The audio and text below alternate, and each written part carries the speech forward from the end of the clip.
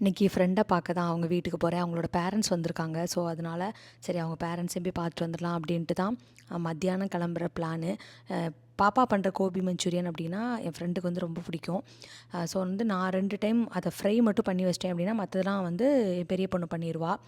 இதில் வந்து மெயினே வந்து இந்த கோபியை வந்து ஃபஸ்ட் டைம் ஃப்ரை பண்ணிவிட்டு அதுக்கப்புறம் 2வது டைம் இந்த மாதிரி கலர் சேஞ்ச் ஆகிற வரையிலும் ஃப்ரை பண்ணோம் அப்படின்னா தான் அதோடய டேஸ்ட் வந்து ரொம்ப சூப்பராக இருக்கும். இதோட ரெசிபி நான் முன்னாடியே ஒரு லாங் வீடியோவில் ஷேர் பண்ணியிருக்கேன்.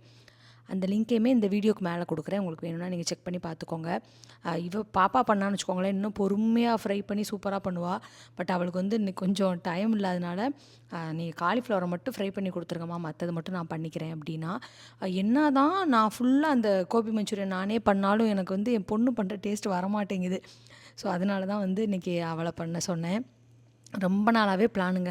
ஃப்ரெண்டும் நானும் மீட் பண்ணோம் அப்படின்ட்டு. ஒவ்வொரு டைமும் நாங்கள் பிளான் பண்ணுறோம், கேன்சல் ஆகிட்டே இருக்குது. ஆக்சுவலாக உங்கள் பேரண்ட்ஸ் வந்ததுனால சரி கண்டிப்பாக போய் ஆகணும் அப்படின்னு லாஸ்ட் வீக்கே போகிற பிளான் சாட்டர்டே. ஆனால் லாஸ்ட் வீக் நான் கொஞ்சம் சிக்காக இருந்தேன் இல்லையா, ஸோ அதனால் போக முடில. ஸோ இன்றைக்கி வந்து கிளம்பிடலாம் அப்படின்ட்டு ஒரு 3:30 மணிக்கு தான் நாங்கள் வீட்டிலேருந்து கிளம்புனோம். அவங்களுக்கு வந்து இந்த பலாப்பழம் வந்து பிடிக்கும். ஆக்சுவலி அவங்களால ஒரு நல்ல பலாப்பழத்தை வந்து தேடி எடுக்க முடியல அப்படின்னு சொல்லியிருந்தாங்க. அதனால் வந்து நான் ஒரு பலாப்பழத்தை வாங்கி ஹஸ்பண்ட் ஃபுல்லாக கட் பண்ணி கொடுத்துட்டாங்க.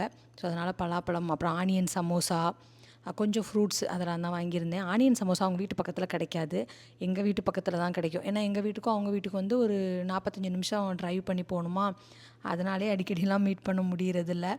ஸோ அதனால தான் ஆனியன் சமோசாவும் அவங்களுக்காக வாங்கியிருந்தேன். அவங்க வந்து டின்னருக்கு தான் வர சொல்லியிருந்தாங்க. ஆக்சுவலி டின்னர் எங்கள் வீட்டில் தான் சாப்பிட்ணுன்றதாங்க. நான் சொல்லியிருந்தேன் நாங்கள் டின்னர் சாப்பிட்டே வந்துடுறோங்க வேணாம் அப்படின்னா, அவங்க கேட்கவே இல்லை. மினி டிஃபன் மாதிரி அரேஞ்ச் பண்ணியிருந்தாங்க.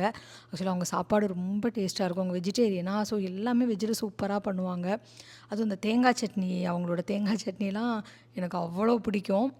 அவங்க வந்து ஸ்வீட் பண்ணியிருந்தாங்க. ஸோ ஸ்வீட் அண்ட் ஃப்ரை நான் 2மே சாப்பிட மாட்டேன் இல்லையா, ஸோ அதனால் மற்றவங்கெல்லாம் சாப்பிட்டாங்க. பொங்கல், 2 வகை சட்னி, அப்புறம் வந்துட்டு உருளைக்கிழங்கு மசாலா, பூரி, இட்லி, வடை, அதெல்லாமே பண்ணியிருந்தாங்க. சாம்பார், அப்புறம் இன்னொன்று பண்ணியிருந்தாங்க கோகனட் புலாவ், தேங்காய் பால் புலாவ் பண்ணியிருந்தாங்க. செம்ம டேஸ்ட்டுங்க எல்லாம்.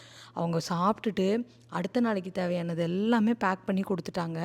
ஸோ நான் அடுத்த நாளைக்கு ஃபுல்லாக கம்ப்ளீட் ரெஸ்ட்டு தான் எடுத்தேன், சமைக்கவே இல்லை. நாளைக்கு பார்க்கலாம். பாய்.